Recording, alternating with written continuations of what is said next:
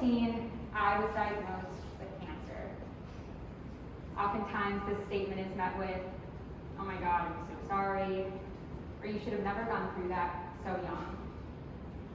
And although I do agree to a certain extent, I kindly dismiss such sentiments because I do truly believe that cancer was one of the biggest blessings I will receive in my lifetime.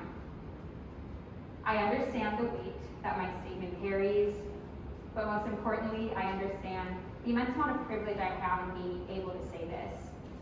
I had an immense amount of support. Financials were never a worry. I responded well to all my treatments. And my diagnosis was one that was optimistic from the start. At such a young, vulnerable, and innocent age, I was forced to realize my privilege in a very unprivileged circle. Does this keep going out?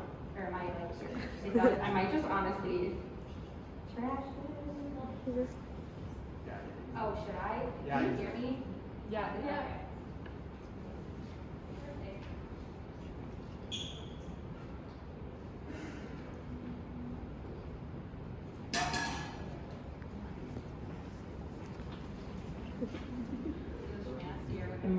Okay, as I was saying, at such a young, vulnerable, and innocent age, I was forced to realize my privilege in a very unprivileged circumstance.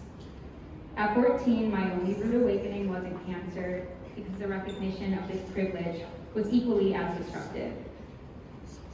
So when I say that my cancer was a blessing, I don't mean the cancer itself. I mean the experience, the awakening, and the self-transformational journey that came as a result. When I was in my treatment, I never liked walking the pediatric oncology unit, and I honestly don't think that requires much explanation as to why, because room after room I would pass and I would see not only how my physical, but my emotional circumstances were far superior to so many of my peers on the floor. But one day, as I was completing the lab around my unit, I finally got to what seemed like my safe haven of a hospital room. And as I pivoted inside, I looked across the hallway and I saw an African-American boy about my age just sitting there.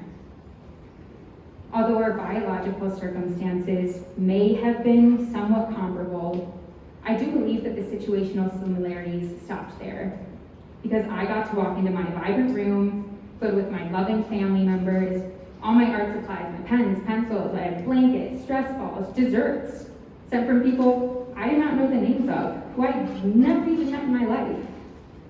Meanwhile, this boy, sitting 12 feet across the hall from me, he was in a dark room. He was alone, and it was bare. I was sad, and I was awfully uncomfortable. So I got back into my room, I gathered one of the many baskets that had piled up, and I filled it with the things that I thought had provided me comfort. A stress ball, a blanket, a coloring book, an owl stuffed animal. And I couldn't give it to the boy, but the nurse did, and she said that his face just lit up. Selfishly, that's when I felt how good it was to give. Giving made me happy. Giving made him happy. And also selfishly, I came to understand giving as a form of therapy. Within months of my cancer treatments coming to a close, I co-founded the nonprofit Packs, and we had the mission to provide comfort-filled backpacks to chronically ill teenagers in hospitals. Throughout our 5 years of operation, we handed out over 8,000 packs in 24 states across 37 hospitals. So our product is this backpack and the items in it. Our target audience is chronically ill teenagers, but the why as to why we were actually doing what we were doing lies in this word comfort. I had always understood comfort as something that solely resided in this realm of physicality, but only after Packs did I understand that the comfort that we oftentimes take for granted, it's mental, it's spiritual, and it's emotional. The backpack and these products, they were just acting as a medium, as a middleman of getting us to our ultimate mission of building, fostering, and sustaining these social support systems that have over and over been proven to be therapeutic to both the body and the mind, and the two are most certainly not mutually exclusive. The transaction of this backpack was mutually beneficial, and the interactions they formed were communicative in nature. They were intimate, and consequentially, they were healing. The backpack and the things in the pack, they were not healing people. People heal people. I've come to see firsthand how our medical institutions, our corporations, and even fellow nonprofits can incredibly succeed, but inexcusably fail at providing us humans our most basic necessities. Take an Intro 100 psych class and you'll soon find out the core of any successful entity, and that is happy people doing things that make them happy, probably because they make other people happy in doing so. We need happiness. And I would say this is debatable, but I honestly don't think it is. We have an inherent drive to be happy. But what does this even mean? What is happiness? How do I achieve it? Is it even achievable? Do I get happiness from giving, from generosity? Do you? Do we have the same ways of being happy? Is happiness even our ultimate purpose as a species? I sure as hell wish I knew, and I've dedicated the entirety of my academic career trying to answer these questions I've come to realize are unanswerable. But that certainly does not mean they're not important to ask. A woman by the name of Gretchen Rubin, a best-selling author, someone in here has probably read her work. She's done a lot of thinking on this topic. And I recently read a piece by her in which she says, and I quote, "Anything you do to deepen or broaden your relationships is something that will make you happy."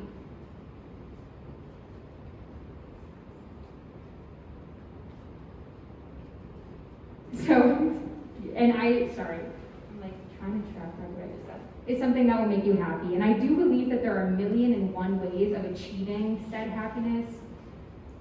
But her statement really resonated with me because Pabst Packs did just that for myself. So at this rate, I think it'd be sacrilegious to not discuss the real reason we're actually all here tonight and somehow tie in my existential tangent into something actually applicable. We're here to talk innovation. What a charged word, innovation. It's always thought to be the newest product with the highest tech attributes, making the most money, disrupting the biggest markets.